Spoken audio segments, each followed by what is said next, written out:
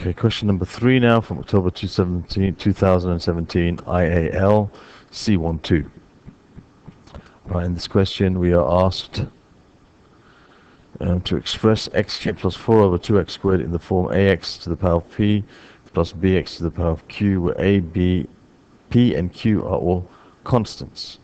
Okay, so basically what they want us to do is to split up into separate terms, break it up from one fraction into two separate terms, which you can do by just, expressing them each under the same denominator. So it's like the opposite of adding fractions together, you're splitting them apart. So you've got x cubed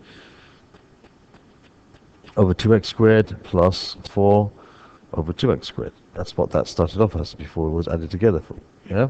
Can you imagine that? If you had to add these two fractions together, that's what you'd get. So you're able to split it up in that way as well, because we want to have two separate distinct terms here. So now we can just cancel out the common factors.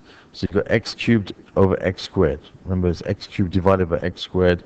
You subtract the powers, you end up with x to the power of 1 over 2. Okay, the 2 remains in the denominator.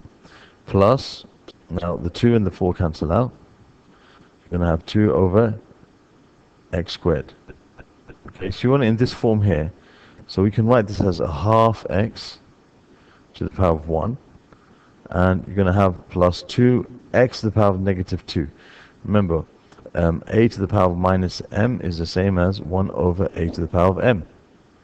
And a to the power of m is equal to 1 over a to the power of minus m, vice versa. Okay? So that's how we do this. And that's basically now expressed how we want to. So we can say a is a half, and we can say b is 2. And we can say little p is 1, sorry. Okay, and little q is minus 2. And there we are with part A. I'm going to go into part B in a minute. Okay, so now part B, we have to do the following. We have to hence find x cubed plus 4 over 2x squared, the integral of that with respect to x.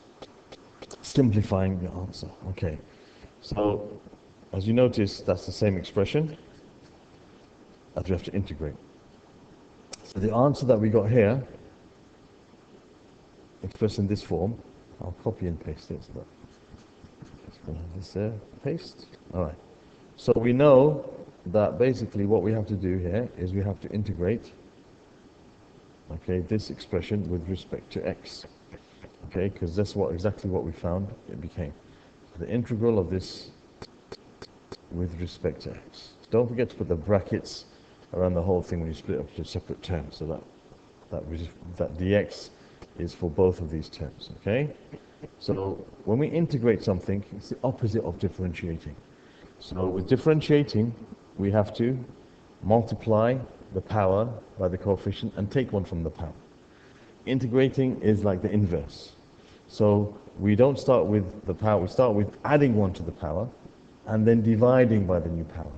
So you're doing the opposites. Here you're multiplying by the power and then taking 1 away from the power. The inverse of that is integration, where you do the opposite things in the opposite order. So we start by adding 1 to the power and then dividing by the new power. Okay, so when we integrate this, okay, of course, once you've integrated, you get rid of the integral sign here. This is the integral sign. You add 1 to the power, so you're going to have x squared. So you have a half x squared divided by 2. Okay, so you add 1 to the power divided by the new power.